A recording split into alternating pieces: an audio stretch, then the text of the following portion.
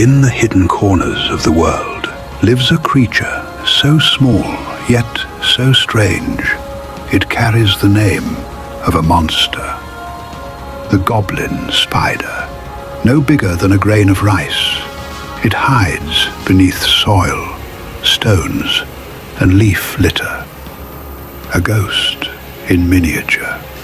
With eyes reduced or lost to darkness, it hunts silently in secret places, feeding on tiny insects with precision. Rarely seen, rarely understood, but older than many predators we know.